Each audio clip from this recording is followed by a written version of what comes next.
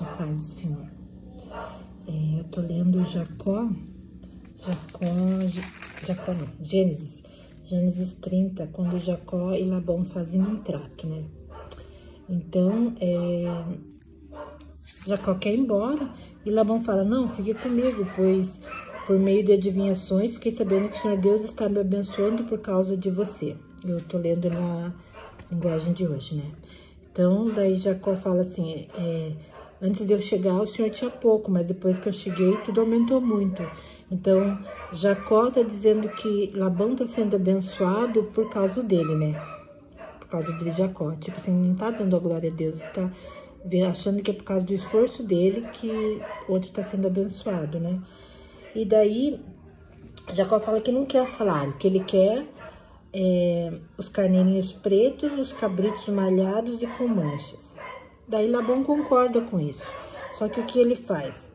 Nesse mesmo dia que Jacó ia separar o que era dele, que eram os cabritos malhados, os carneirinhos pretos, Labão vai lá e separa esses que eram para ser de Jacó e dá para os filhos deles levarem uma distância de 3 dias, né? Longe, né? Então, aqui Labão já começa enganando Jacó, né? Achando que tá enganando, né? E daí, o que Jacó faz? Jacó, vendo isso, né? Pega e fala, não, agora eu vou... Ele engana de novo, né? Ele acha que tá enganando também. Pega galhos verdes de chopo, de amendoeira, de plátano e descascas, né? Pega um galho verde e vai descascando, fazendo umas coisinhas assim, umas listinhas. E coloca, na hora que os animais vão cruzar, na hora de beber água, ele coloca na frente dos animais. E os animais, olhando para aquilo, dão listados e malhados, né? E depois na frente e depois ele coloca os outros animais também na frente desses, né? Jacó separou as ovelhas dos bodes e com que olhassem na direção dos animais listados e dos animais pretos do rebanho de Labão. Assim, Jacó forma o seu próprio rebanho, né? Então, com astúcia, né?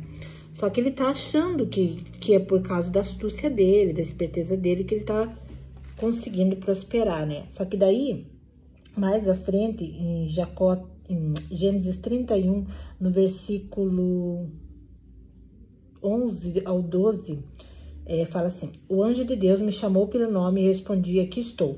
Então ele continuou, veja, todos os bodes que estão cruzando são listados, malhados e manchados.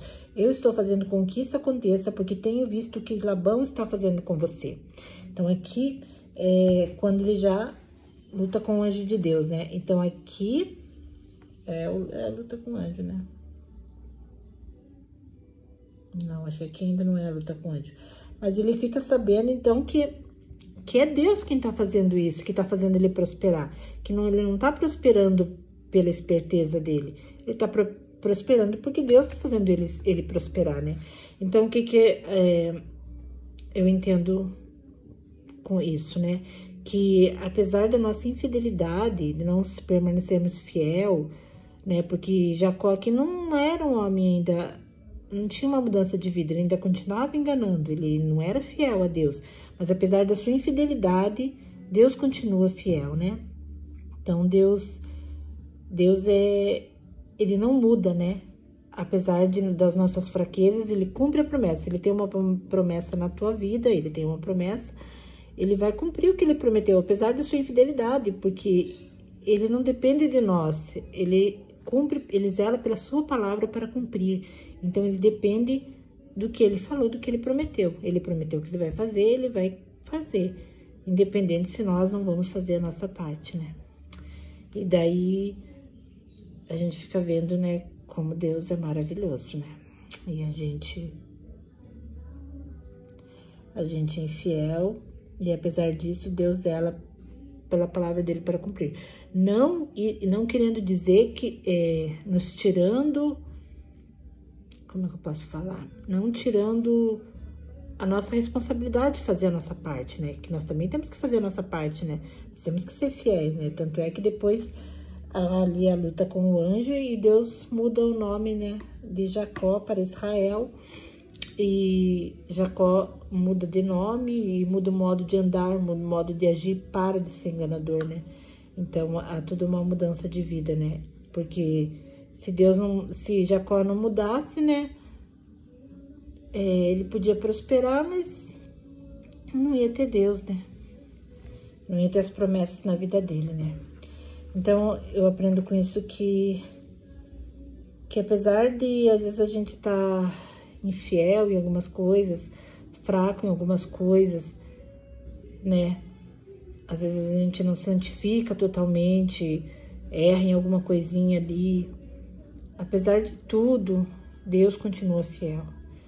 E que o pastor pregou hoje, né, que o pecado na vida da gente tem que ser um acidente, né? Tipo assim, você não fica tendo acidente todo dia, né? Você não se acidenta todo dia. Então, de vez em quando você se acidenta, né?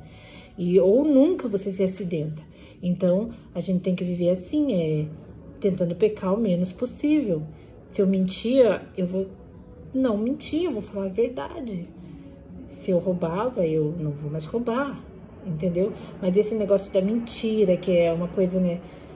A gente tem que aprender a falar a verdade. Fala, não quero, não vou, fala com jeitinho, mas dizer a verdade, né? Custe o que custar.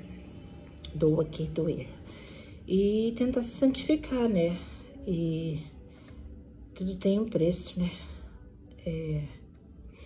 Dizer a verdade tem um preço. Não se contaminar com esse mundo tem um preço.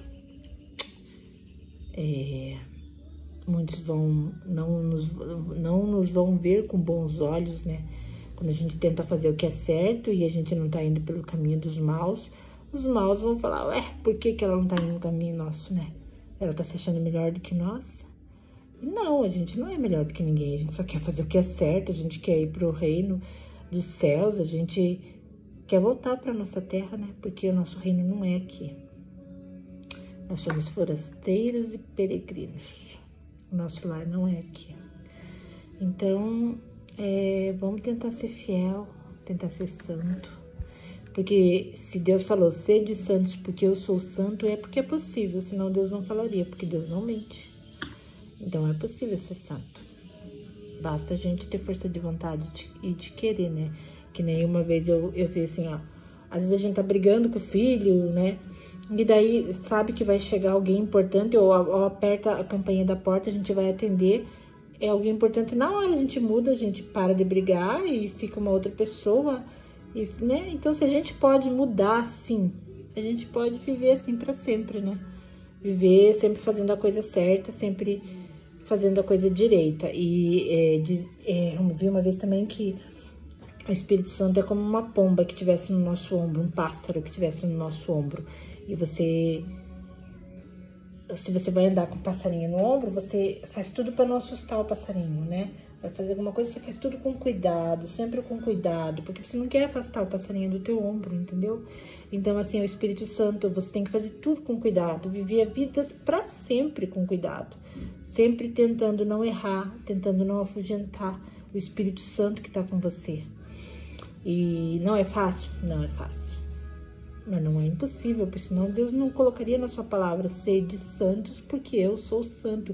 Aí tem gente que fala assim, eu não consigo, eu não consigo. Claro que às vezes você vai andar um pouquinho, vai cair, vai tropeçar, mas a palavra de Deus também diz, 6 vezes cairá o justo, mas na sétima você levantará.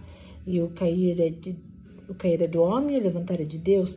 Então, não que você vai viver caindo, né? Mas vai chegar um dia que você vai tropeçar e vai cair, mas você tem que se levantar e tem que continuar andando, tem que continuar prosseguindo. Porque a gente não pode parar, né?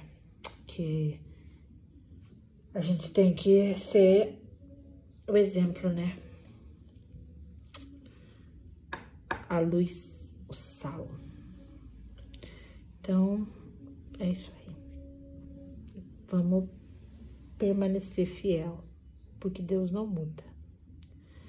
Então, vamos ser imitadores de Cristo. Fazer o que agrada a Deus, né? E é isso. Vou tentar trazer mais mensagens, ver o que Deus fala mais comigo e proclamar a palavra de Deus, porque já que eu não saio, né, para algum lugar, né, vamos fazer o vídeo aqui no YouTube. Vamos fazer o vídeo de Cristo. Sinta-se inspirado também para falar de Deus, pregar o Evangelho. Amém. Shalom.